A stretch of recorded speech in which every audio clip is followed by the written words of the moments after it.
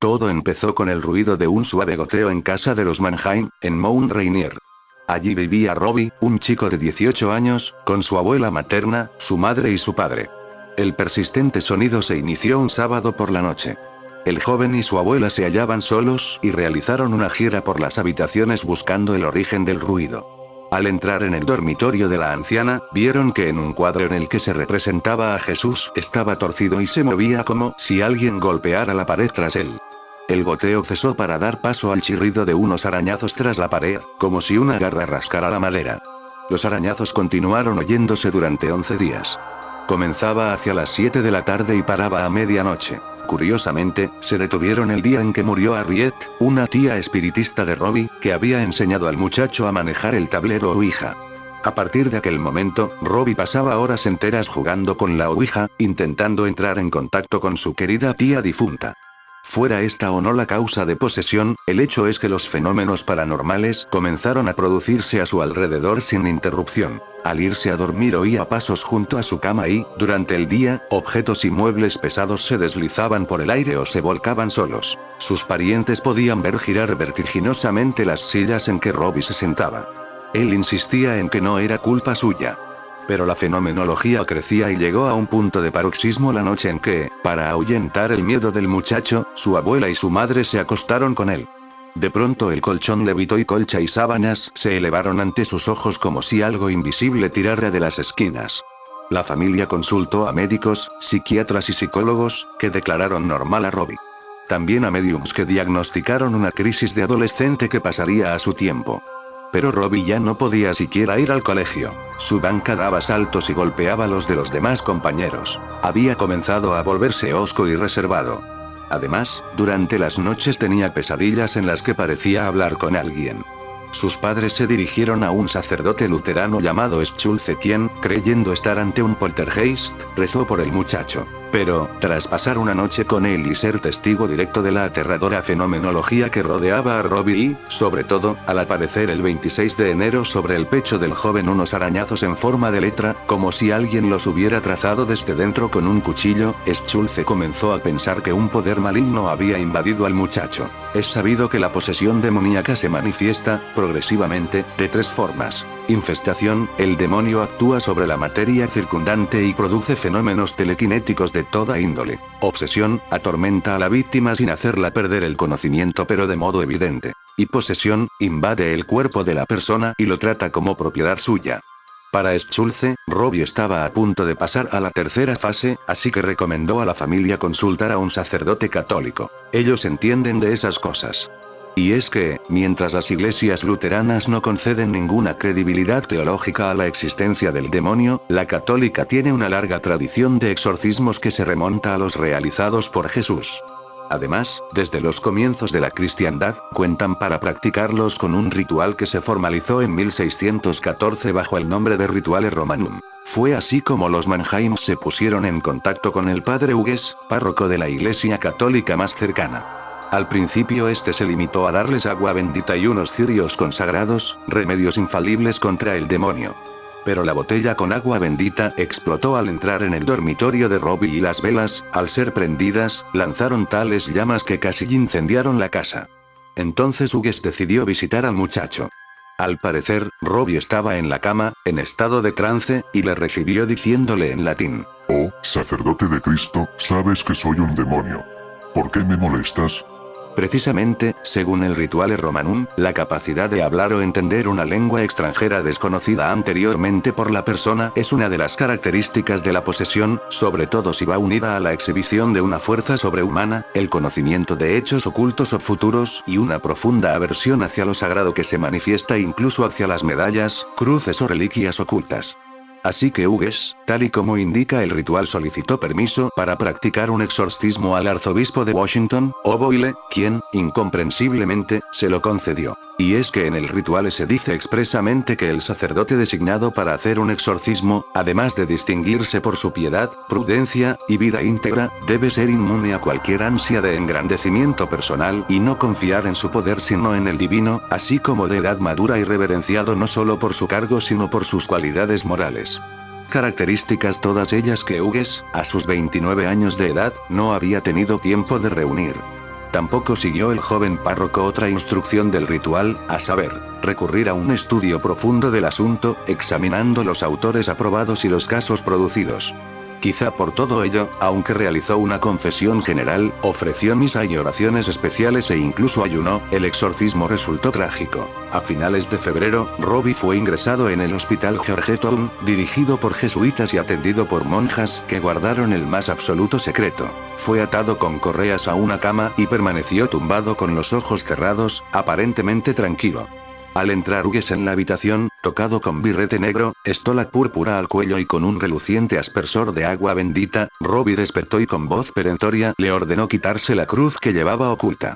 Asimismo se dice que empezó a preferir juramentos en lengua semítica y aramea y en su pecho comenzaron a aparecer nuevos arañazos. Hughes se arrodilló junto a la cama con el ritual en las manos, recitó la letanía de los santos en latín y luego el Padre Nuestro con el que comienzan las oraciones propias del exorcismo, pero al decir más líbranos del mal, Robbie logró deshacer una de sus manos y aflojar una pieza del somier. La monja y el auxiliar presentes oyeron de pronto un alarido de Hughes. Robbie había rajado el brazo izquierdo del sacerdote desde el hombro hasta la muñeca. Alguien dijo que para cerrar la herida fueron necesarios más de 100 puntos. El exorcismo no prosiguió. Hughes sufrió una crisis nerviosa y abandonó Mount Rainier durante un tiempo. Jesuitas en acción. Las murmuraciones de los vecinos, la desesperación o el hecho de que el cuerpo de Robbie empezara a actuar como un tablero Ouija formando palabras con arañazos, fueron el detonante para que sus padres se trasladaran a San Luis, donde tenían parientes.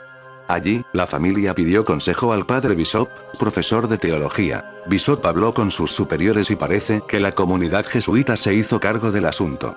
El 9 de marzo, este visitó por primera vez a Mannheim. Les interrogó sobre lo sucedido y realizó aspersiones con agua bendita por toda la casa. Especialmente en el dormitorio de Robbie, donde además practicó un exorcismo simple y colocó una reliquia de Santa Margarita sobre la almohada. Todo fue inútil. La reliquia salió disparada y rompió un espejo y el propio Bishop presenció el frenético movimiento de la cama de Robbie y los arañazos que aparecieron en su cuerpo. Al día siguiente habló con el padre William S. Bowdern, jesuita de 52 años, responsable de la iglesia de San Javier y considerado como un hombre santo por quienes lo conocían. Por indicación del arzobispo Ritter, habría de ser Bowdern quien llevara a cabo el exorcismo. El 10 de marzo por la noche, Bishop y Bowdern hablaron con Robbie y rezaron el rosario con él. El joven parecía tranquilo, pero en cuanto le dejaron solo en su habitación volvió a gritar pidiendo ayuda. Poco después mostraba 2 arañazos en forma de cruz en sus antebrazos, algo que no dejó de extrañar a los jesuitas, que en secreto habían llevado una reliquia del antebrazo de San Javier. Los sacerdotes calmaron a Robbie y le bendijeron. Pero, en cuanto le abandonaron, Robbie sufrió una gran crisis durante la cual un librero de 25 kilos se movió solo colocándose ante la puerta de su dormitorio. Su madre logró introducirse por una rendija en la habitación a tiempo para ver cómo el crucifijo y las reliquias que los sacerdotes le habían puesto se deslizaban solos por todo su cuerpo hasta quedar a los pies de la cama. Los muebles habían cambiado de sitio por sí mismos, el joven se retorcía de dolor debido a los arañazos y las sacudidas del colchón eran frenéticas. Tras haber ayunado, celebrado misa y hecho su confesión general, el 16 de marzo por la noche, Bowdern inició el exorcismo que habría de prolongarse en sucesivas sesiones hasta el 18 de abril. Comenzó diciendo al joven que hiciera un examen de conciencia. Luego fue en busca de toda la familia y de los otros sacerdotes. Bishop, que habría de escribir el diario, y a Joran, de 26 años, cuya fuerza era necesaria para sujetar al poseso. Tras rociar con agua bendita la cama, que no dejaba de moverse, comenzó a leer las letanías del ritual. Cuando dijo, yo te ordeno, espíritu impuro, seas quien seas, junto con todos tus asociados que han tomado posesión de este siervo de Dios, que, por los misterios de la encarnación, pasión, resurrección y ascensión de nuestro Señor, me digas mediante alguna señal tu nombre, el día y la hora de tu partida. Ronchones rojos y arañazos cruzaron la garganta, los muslos, el estómago, la espalda y el rostro de Robbie. En su pecho apareció la palabra infierno, y había sangre suficiente para ser secada con un pañuelo. Sobre el vello púbico también se dibujó la letra X y la palabra ir. Bowdern interpretó que el demonio se iría en 10 días a través de la orina o los excrementos. En lo primero se equivocó. En lo segundo no.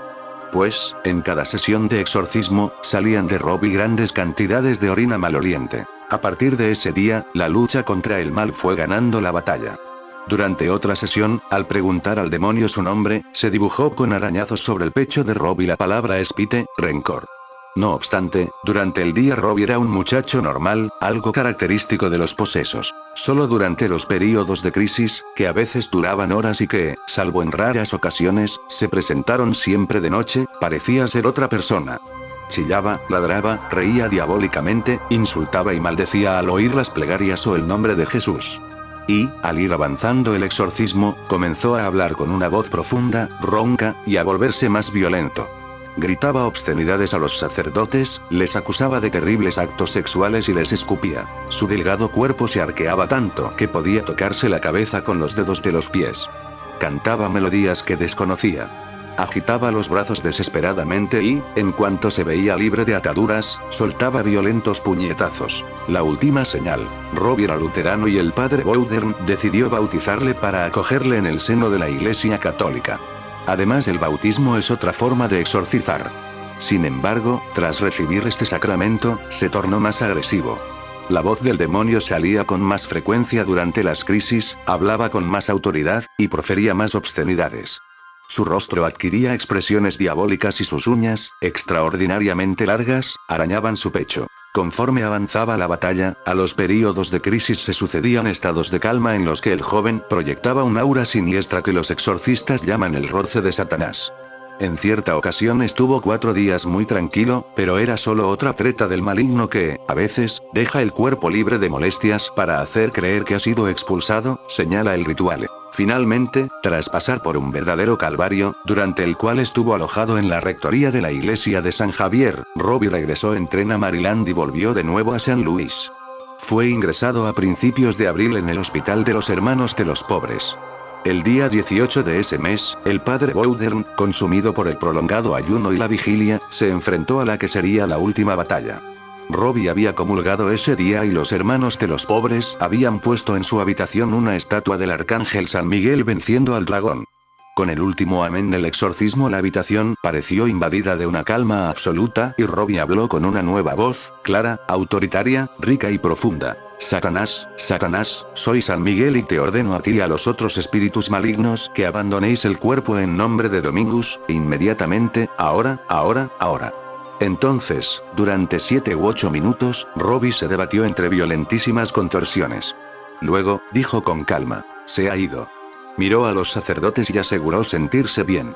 Todos le felicitaron. Todos menos Bowdern, que ya no se fiaba del maligno y esperaba una señal característica del final exitoso del exorcismo. Robbie contó que había visto en sueños como el arcángel se había encargado con el diablo haciéndole retroceder hacia una cueva cerrada con barrotes en cuya entrada estaba la palabra despecho. Cuando los demonios desaparecieron, notó como si algo tirara de su estómago. Luego se sintió relajado y feliz como no lo había estado desde el 15 de enero. A la mañana siguiente comulgó en la capilla del hospital. Por la tarde durmió una larga siesta. Cuando despertó parecía no recordar nada de su penosa experiencia. ¿Dónde estoy? ¿Qué ha ocurrido? Preguntó. En esos momentos, una explosión resonó en todo el hospital. Era la señal que Bowdern esperaba, su habitación fue clausurada con llave. En el cajón de la mesilla permaneció el diario de Bishop, hasta ser hallado en 1978.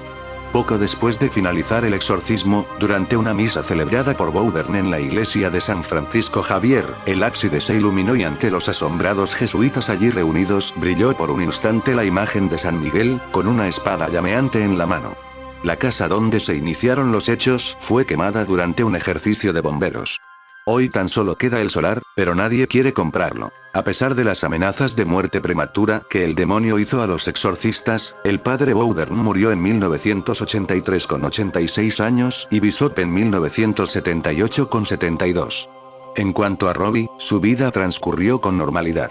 Se casó y tuvo 2 hijos. No tuvieron tanta suerte algunas de las personas implicadas en el rodaje del film. William Friedkin, el director, recibió numerosas amenazas por parte de grupos satanistas. 4 miembros del equipo murieron en misteriosas circunstancias. La desaparición de objetos, incluidas varias cintas con escenas ya filmadas, era frecuente. En fin, tal cúmulo de desgracias que ha llevado a algunos a sugerir que sobre la película pesa una maldición.